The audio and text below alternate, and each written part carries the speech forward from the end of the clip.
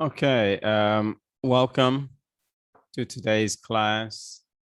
Okay, today we're going to be talking about direct questions and indirect questions. Okay, direct questions and indirect questions. All right, now, when we speak of a direct question, what we're actually talking about is a question that's asked directly. Okay.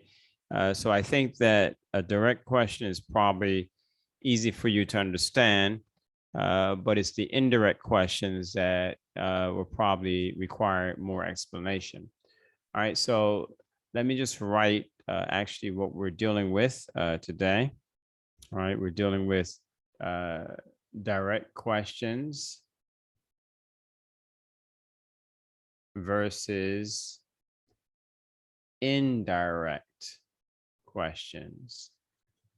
Okay, and so you need to know how to ask both of them because in some cases, it's required that you ask a direct question, and in some cases, it's better and required that you use indirect questions. And if you invert them, you actually may offend someone that you're speaking to if you're using the wrong one. If you're using a direct question when you should be asking an indirect question, or you ask an indirect question in a situation where it requires a direct question. All right, let me explain the difference. In some cases, like if someone is asking you a question, let's say in court or at work, they are requiring that you answer directly in court, especially.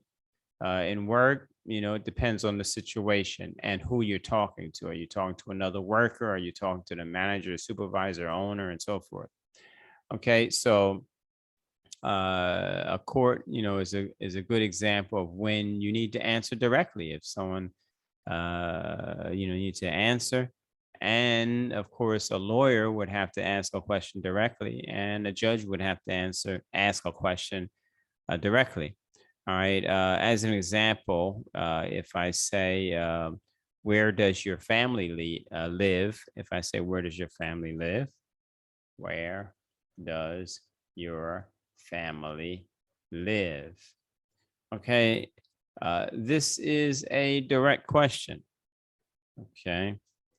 All right. I'm not beating around the bush. I'm asking directly, where does your family live?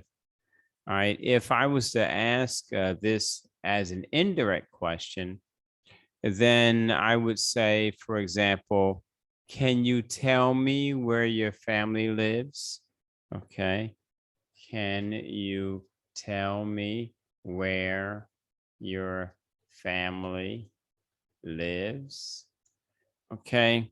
Now, let's look at some of the reasons why you might ask this way as opposed to asking a direct question, where does your family live?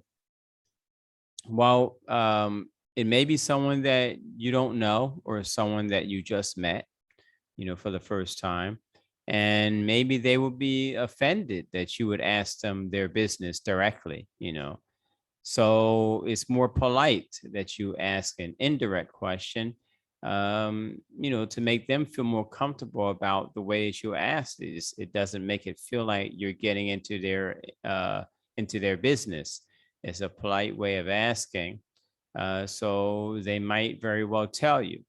All right. So again, if it's someone you just met or someone you don't know, and you say, excuse me, can you tell me where your family lives? Right, like that, so they may be more inclined to actually tell you. All right, but if you just ask someone you don't know or someone you just met and you say, where does your family live? It makes it sound like you're getting into their business.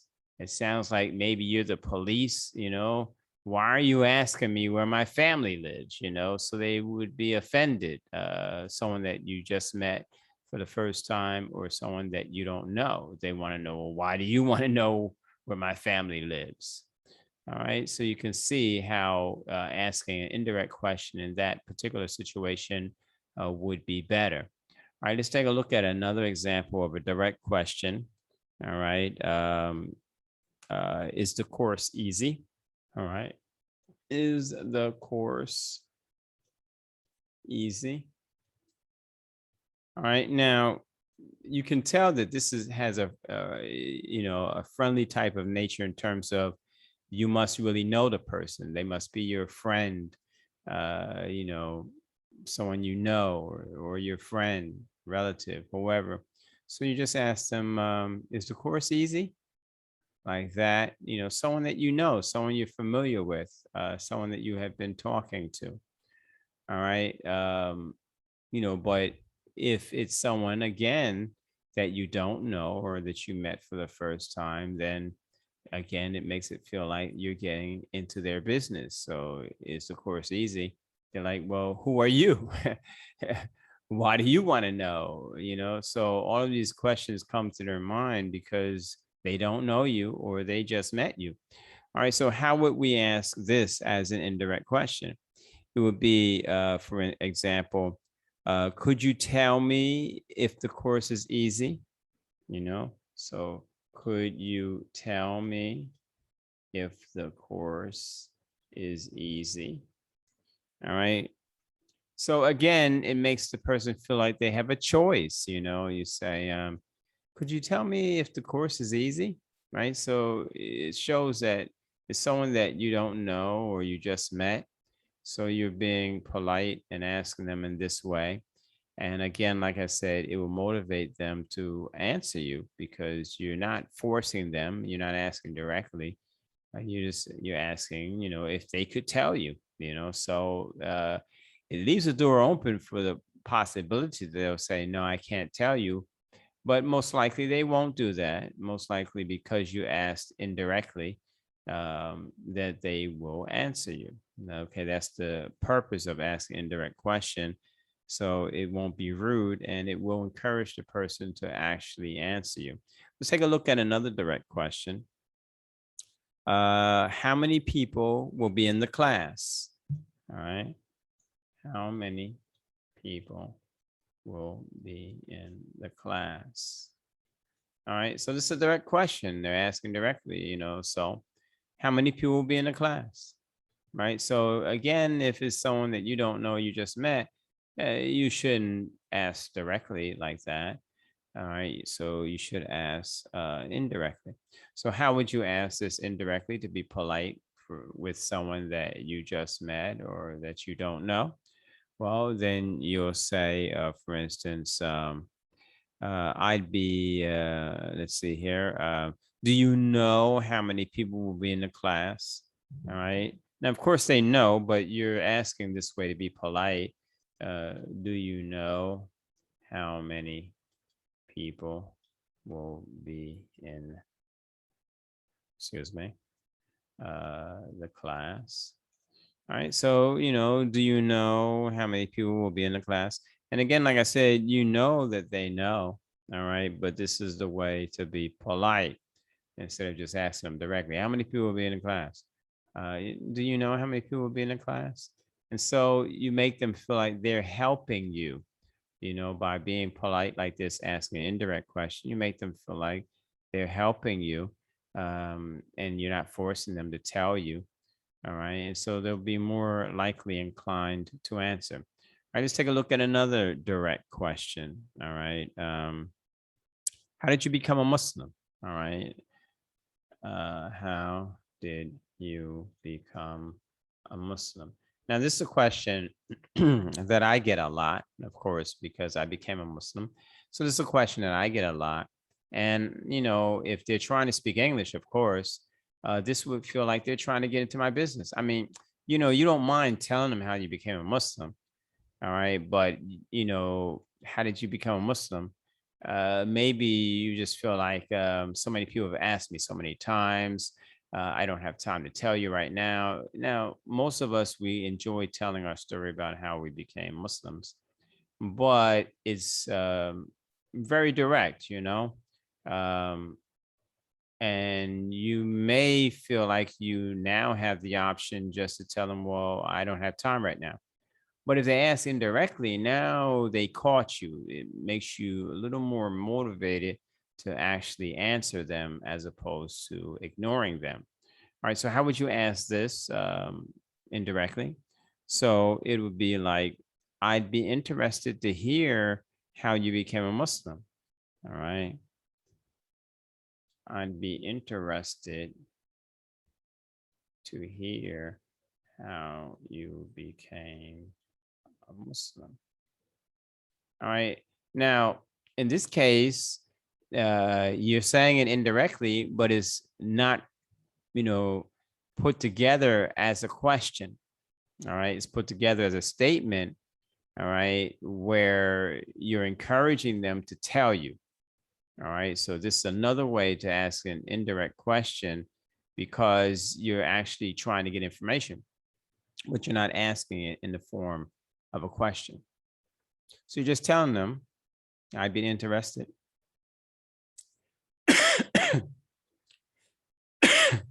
Excuse me.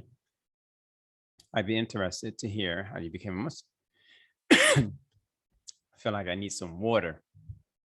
It's not coughing out of sickness, it's a dry throat.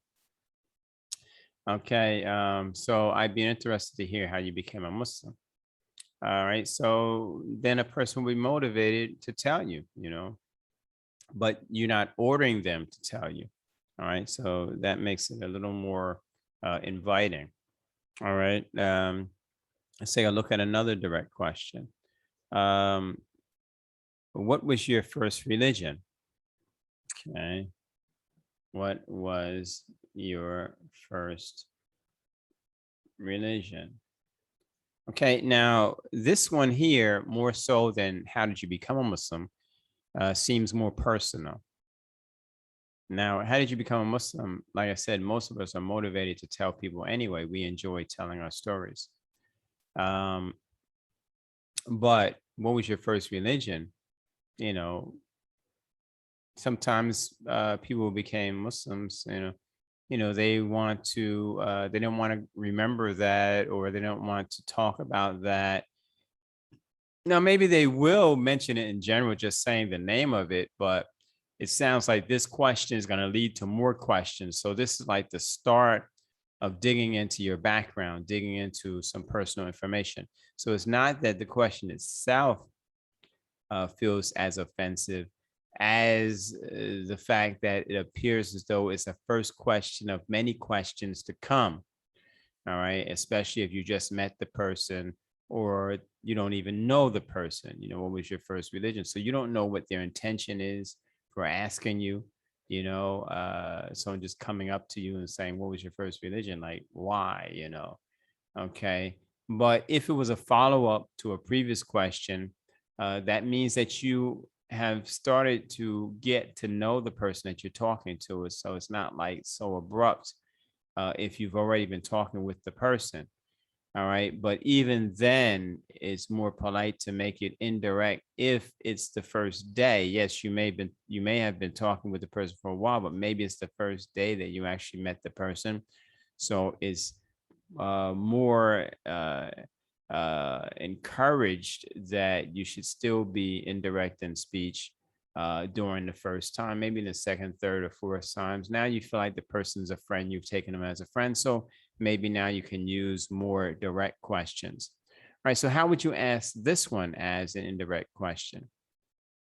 All right, as watching the video, I'll give you a minute to try to write down how you probably would ask this as an indirect question. All right. And then I'm going to tell you. So I'm going to give you a few minutes just to write something. Go ahead, write something. Now, I know probably a lot of you, because of the examples that I already showed, you pretty much have an idea of how to reword it. All right. But let me tell you now. You would say, for instance, I'd like to know what your first religion was. Okay. I'd like to know what your first religion was. Okay. I'd like to know what your excuse me, first religion was. Okay. So once again, this is showing you another way to actually seek the information from a person without actually asking a question at all. All right. So, you're asking for information without actually asking a question. All right. Similar to the previous one, I'd be interested to hear how you became a Muslim. In this case, I'd like to know what your first religion was. So again, it's just the person telling you what they would like to know, or you telling someone what you would like to know. And the normal response would be for them to tell you. All right. So that is another way that you can seek an answer to a question without asking a direct question. All right, let's take a look at another direct question. Why did you come to Egypt? All right, so why did you come to Egypt? Okay, now this is direct. And again, like I said, if you've been talking with someone for a while, it might not feel as bad, if this is one of the questions in a series of questions. And so they're asking, okay, so now again, being indirect, if it's the first day that you've met them, then it's still good to continue using that indirect question method, or making a statement that seeks a question to be answered indirectly. All right, so it's nice to continue like that, but it's possible that maybe after talking for quite a while, you might get one of those direct questions in there. Why'd you come to Egypt? Like that. All right. But like I said, it's better to be indirect. So how can you ask this indirectly? Well, you could say, would you mind telling me why you came to Egypt? All right. Would you mind telling me why you came to Egypt? Again, a statement that seeks an answer to a question, but it's not direct. All right. So would you mind, like we talked about, I'd be interested. I'd like to know. And here now we have, would you mind? Would you mind is just a polite way of asking if it bothers someone, uh, you know, for you to want this information. So would you mind telling me why you came to Egypt? And again, that's more polite, in order to get that information without seeming like you're getting to a person's business. All right. Something that is private, something that is personal. All right. Let's take a look at one more. All right. Direct question. All right. For instance, when does Ahmed arrive? You could ask that directly if you know the person. When does Ahmed arrive? Okay. Now, obviously, if you're asking directly like that, then you must know Ahmed. You must know Ahmed. All right. So if you don't know Ahmed, but you heard someone talking about Ahmed, all right, and you're, you know, standing around listening to the conversation, whether it's because, you're a friend of someone who knows Ahmed, or whatever the situation may be, and you would like to ask the same question or get the answer to the same information. You want to get the answer, the information for that question, again, without being direct, but you want to get the information for that question. All right. So when does Ahmed arrive? How can you say that indirectly? All right, I'll give you a minute, less than a minute actually, to write how you think you can ask this question indirectly. Go ahead. Now, it shouldn't take you too long just to write the beginning part. All right, so just write the beginning part, and then I'll tell you another way that you can possibly get the answer to this question without being direct. Okay, so let me answer that now. All right, you can say, do you know when Ahmed arrives? All right, do you know when Ahmed arrives? Okay, so you can see here, um, you know the person knows, but this is a way of being polite and being indirect.